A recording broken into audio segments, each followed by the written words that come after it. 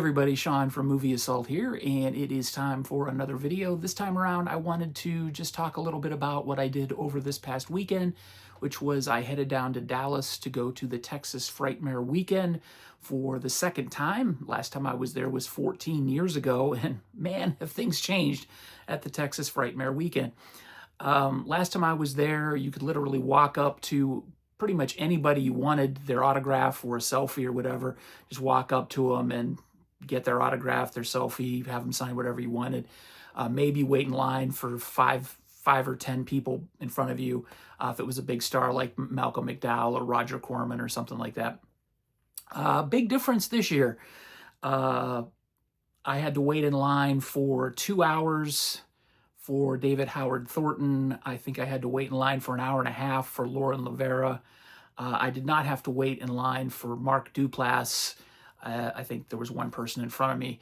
And I completely had to bail on getting Bruce Campbell's autograph because that was just an entirely ridiculous shit show that I wasn't willing to stand in line for. So I'm going to show you the autographs that I got. Then I'll show you a few things that I picked up physical media-wise, and then I will end the video because I did not take I actually didn't take any pictures at the show other than the selfies, which I will throw in on the edit of this video. But first up, I will show you my copy of Terrifier 2 that I got signed along here. This is David Howard Thornton's autograph. It says, Sean, let's go clubbing. David Howard Thornton, Art the Clown. And then I got Lauren Rivera's autograph, to Sean, Lauren Rivera, Sienna, XO. Both David Howard Thornton and Lauren Rivera were extremely nice. Both of them took the time to talk to everybody, which is probably why their lines were a little slow. But got a chance to talk to them for a little bit. I was wearing my Late Night with the Devil tie-dye t-shirt, which got a lot of attention from everybody that saw it. It seemed like I got a lot of comments on it. Actually, David Howard Thornton, Lauren Rivera, and Mark Duplass all commented on it when they signed my stuff. But yeah, this was the big goal of the night, was to get these two autographs. So mission accomplished there. And I'll put up the pictures of meeting both of them, as you can see right there. And I didn't have anything for Mark Duplass to sign. I thought I had a copy of Safety Not Guaranteed. As you may have heard in the last episode of Talking Movies with Sean, Kenny, and Jim, somehow I got rid of it. So I picked up a copy this past weekend via eBay, but I didn't have it with me to sign. So I had him sign this picture from the League. It just says, to Sean, Mark Duplass. He was pretty awesome. He was very nice. I told him I did not see Creep or Creep 2 or the Creep tapes, and he asked me what I was doing at the convention. But I told him I was there for Togetherness and Paddleton and oh, what was the other thing I told him about? Oh, the League. And he seemed very, very confused by the fact that I was wearing a Late Night with the Devil shirt, but I hadn't seen Creep or Creep 2 or the Creep tapes yet, but I told him I would watch them. Here's the aforementioned shirt that I was wearing, along with the Holy Grail that I wanted to get, which was a photo op with Griffin Dunn and David Naughton from American Werewolf in London. It looks like I got a picture with one of my grandpa's friends and Griffin Dunn, but David Naughton apparently dresses like his age. I do not, and Griffin Dunn dresses like a cool old guy. I did not get their autographs. I've gotten David Naughton's autograph before. He's going to be back in Cleveland in August, so I may get this signed by him. I don't know if I'll ever get a chance to get Griffin Dunn's autograph, but I did get this, which I thought was cool. The photo ops were really fun. Or not really fun, but they were really, it was like a cattle call. You just, bang, you got in, you stood next to the celebrity you wanted, and they took your picture, and out you went. So you didn't really have a chance to interact with them at all. I saw some people got some interactive post pictures with Bruce Campbell. I don't know how much time they got with him, but if my experience with David Naughton and Griffin Dunne is any example, it was literally stand, picture, gone. So, yeah, but I only got one photo op. I don't know that I'll be going back to the Texas Frightmare Weekend anytime soon, just because I'm getting old and standing in line for 3 hours is not really fun. and I would have had to have given up my entire Saturday to get Bruce Campbell's autograph, and that's even if I would have gotten in line faster than I would have, because I got there right at 11 when the place opened. I did not get a VIP, and so I was already an hour behind the VIP people, and they had already capped the line, so the chances of me getting one were ridiculously low, so I didn't even bother. And like I said, I would have had to wait literally all day to get an autograph. I didn't go Sunday because we actually came home on Sunday, so I don't know what his availability was like on Sunday, but by that point, my body was completely broken. So I stopped by Arrow Video's booth, and I picked up 6 Blu-rays.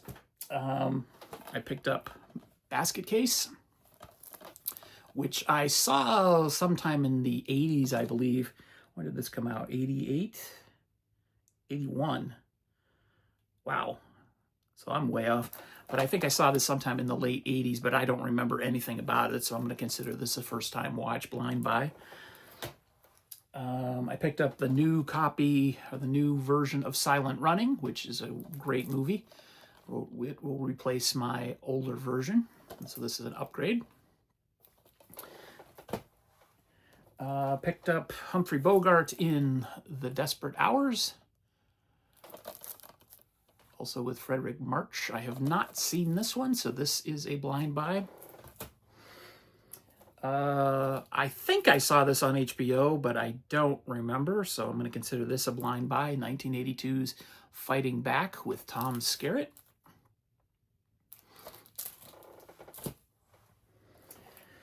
And I picked up the theatrical remaster of The Warriors.